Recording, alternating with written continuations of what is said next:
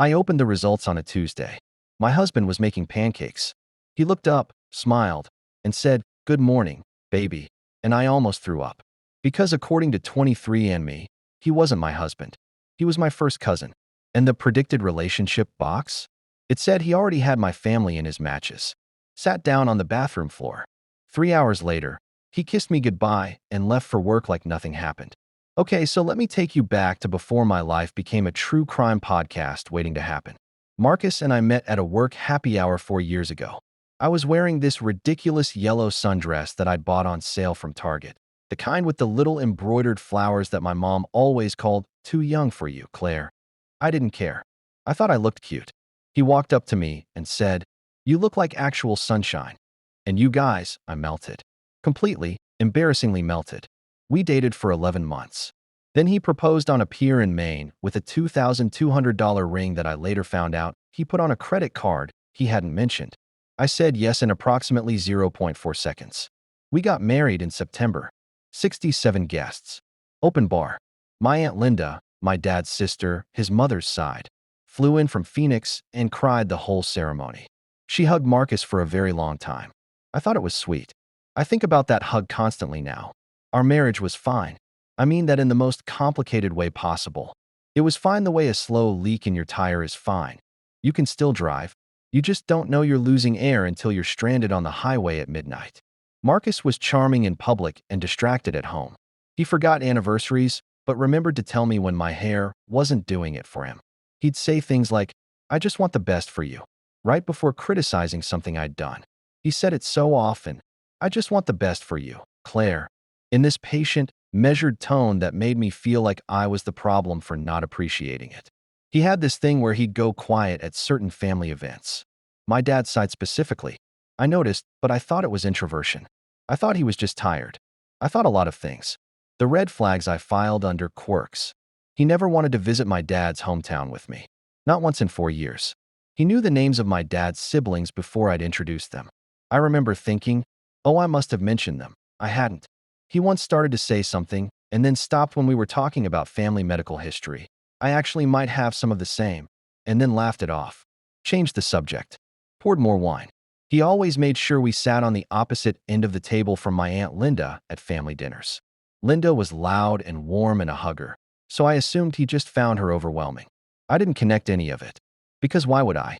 Who expects that? The humiliation didn't come all at once. It came in layers, like an onion you didn't know you were peeling. But the first real crack, the one I still can't shake, happened at my cousin Emma's baby shower. This was about 6 months before the DNA test. Emma is my dad's niece, which means she's Aunt Linda's daughter, which means she and Marcus are. You know what? I'm getting ahead of myself. At the shower, there was one of those fun little games where you put names in a jar and guess who's related to who through some chain of family connection. Silly party stuff. Someone pulled Marcus's name and said, "Okay, who's this guy to you, Emma?" And Emma got this look on her face. Just for a second. A flicker. And she said, "Oh, Claire's husband, of course," and laughed too fast. I didn't think anything of it. Past me was such an idiot. The DNA test was my idea. Purely recreational. I'd seen ads for 23andMe and thought it would be fun.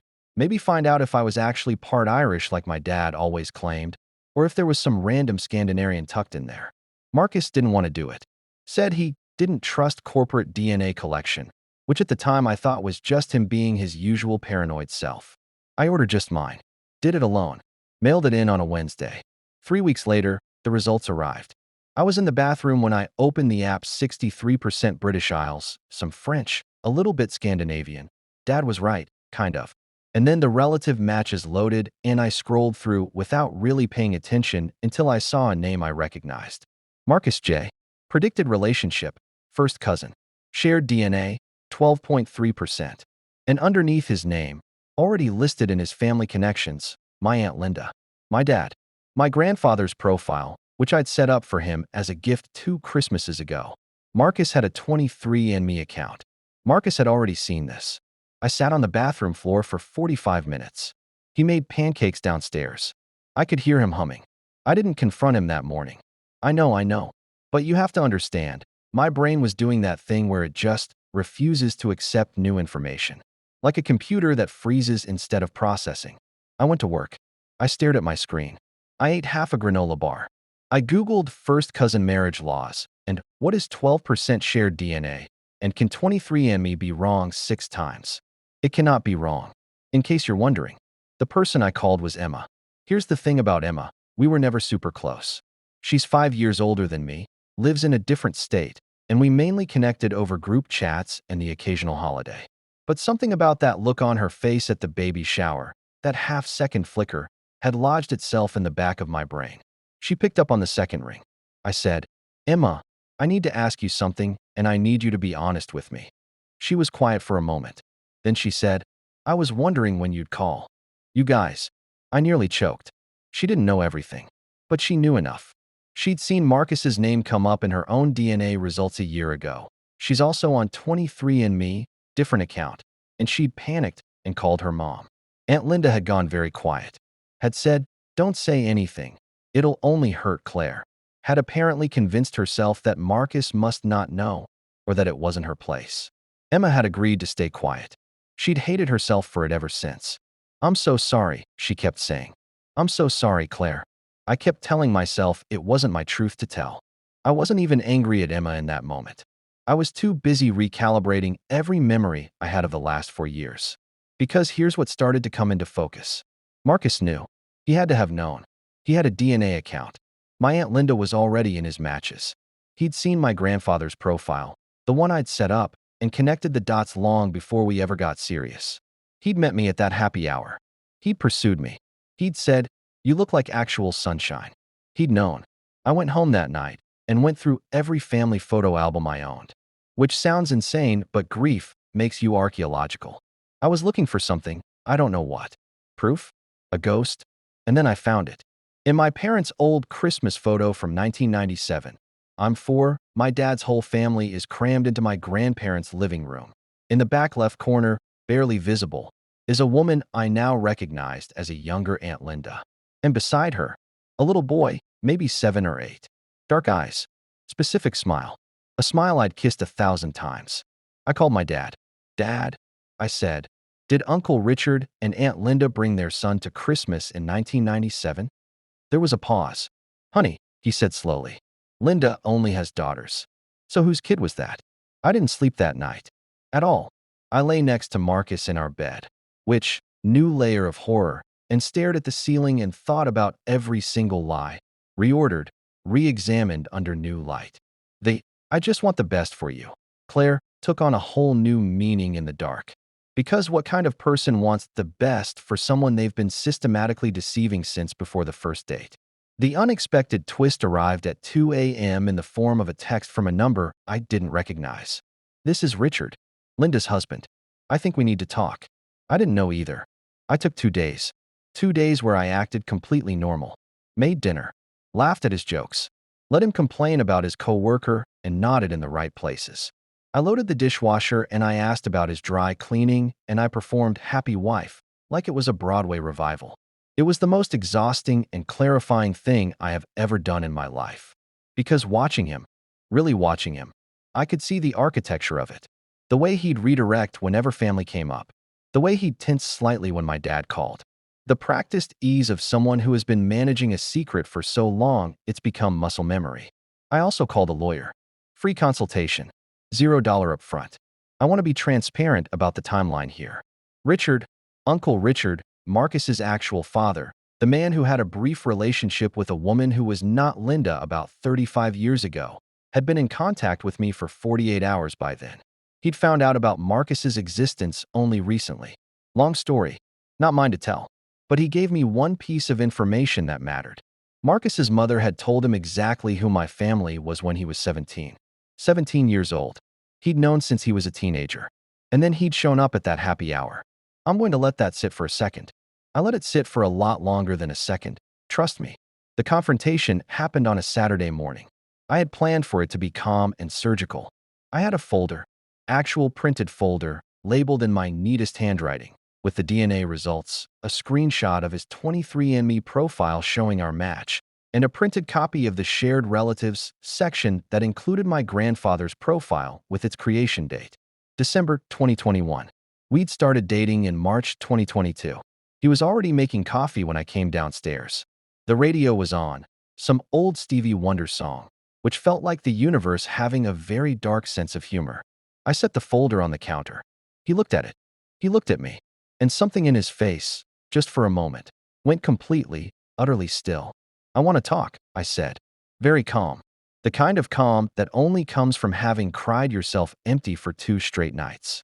He did the thing that I now recognize as his default manipulation. He laughed a little, relaxed his shoulders. "You're being weird, what's wrong? Open the folder." He didn't move. "Claire, open the folder." He opened it. The silence lasted about 8 seconds. I counted. Then he closed it, and I watched him make a decision. I could literally see it happen, the choice to try one more lie, to see if there was still a path out. And he said, "You know DNA tests have a margin of error, right?" I nearly laughed. I genuinely almost laughed. "Marcus," I said, "I have a screenshot of your 23andMe account, with my grandfather's profile in your family connections. The profile I created in December 2021. The coffee maker beeped. Neither of us moved. "I just want the best for you," he said, and his voice cracked on it. This time desperate, reaching, like he was trying to find the key that had always unlocked me before. "I love you, I never meant to." "When did you find out?" I asked. "Claire, when I was 17, he said quietly. I'd known the answer, but hearing it out loud was something else entirely. Something physical, like a door slamming in a part of yourself you didn't know was still open. I said, "So you came to that happy hour knowing who I was?" He didn't answer, which was its own answer. "You let me fall in love with you," I said. "You let me plan a wedding. You stood in front of my father, and you shook his hand, and you knew. You've known this entire time. It's not illegal in most states," he started. "Get out of my house." "Claire, I just want the best for you, Marcus." I used his phrase, his exact words. Same measured tone. The effect was, I'll be honest, it was everything. He left 4 hours later with 2 suitcases. I stood in the kitchen in my Target sundress, the yellow one. The "too young for you" one, and I watched him load his car. He looked back once. I was already making tea. The first 72 hours were chaos in a way I wasn't prepared for. 17 missed calls. A voicemail that was 8 minutes long. I got through 4 of them before I just couldn't. Texts, ranging from "we need to talk" to "you're overreacting" to "I know you're not ready to hear this, but what we had was real." Petty? Maybe. I screenshotted every single one. Then came the Instagram post. Vague, dramatic, clearly aimed at me. Something about being punished for loving someone. 43 comments. I know because Emma texted me a screenshot at 11 p.m. with the message. "I just want you to know I reported it." Emma, by the way, has become one of my closest people. The guilt she'd been carrying.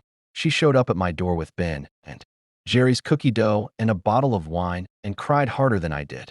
Her loyalty versus honesty conflict had eaten her alive for over a year. Watching her make the decision to tell me, even after the fact, even when it was already too late to spare me the marriage, was one of the most genuinely moving things I've ever witnessed. She chose honesty. Late, imperfect, gut-wrenching honesty. I'll take it. Richard, Uncle Richard, this stranger who shares half Marcus's DNA and none of his decisions, sent me a $500 apology gift card to a spa and a handwritten note. I used the spa gift card. It felt like the least the universe owed me. The unexpected allies were everywhere, which was the part no one tells you about in these stories. Marcus's 2 closest friends, guys I'd known for years, watched football with, made Thanksgiving sides for, texted me within the week. Not to defend him, to check on me. One of them said, "I always thought something was off." I couldn't name it. "I'm so sorry, Claire."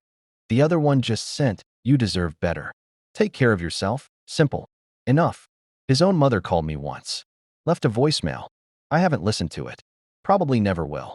I won't pretend the divorce was clean. It cost me $4,800 in legal fees. That's the specific dollar amount, since we're keeping receipts, and 4 months of my life. He contested things he had no real basis to contest. It was petty and small and very on-brand. But it finalized.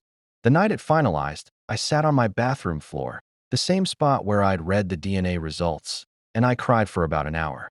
Not the heaving, gasping kind. The quiet kind. The kind that's more like relief than grief. Like pressure finally releasing from somewhere you'd learned to just live with. Then I got up, washed my face, and ordered Thai food for one. Medium spicy. Extra spring rolls. I ate it on my couch in my pajamas watching a documentary about cults, which felt thematically appropriate. Here's what I want to tell you from the other side of it. I'm not fixed. I want to be clear about that because I'm so tired of these stories where the narrator ends up totally healed and thriving and posting transformation selfies. I went to therapy. I'm still in therapy, and some weeks are harder than others. I flinch sometimes when someone uses the phrase, "I just want the best for you." I have complicated feelings about family gatherings that I'm still working through. The trust thing is real and slow and not linear. I know that now, but I also know this. I wore that yellow Target sundress to a work event 3 months after the divorce. My coworker stopped me in the hallway and said, "Oh my God, you look like sunshine." And this time, I knew it was just a compliment. I'm still figuring out what I want. I'm still learning what my own preferences are without someone else's quiet commentary underneath them. I'm still, sometimes, cataloging old memories and finding new shadows in them. But I'm in my own apartment now. My name is only on my lease. I have a lamp I picked out entirely by myself and a bookshelf that's organized exactly how I like it and a bathroom where the only DNA test results are mine. And every Tuesday morning, I make my own pancakes. They're better.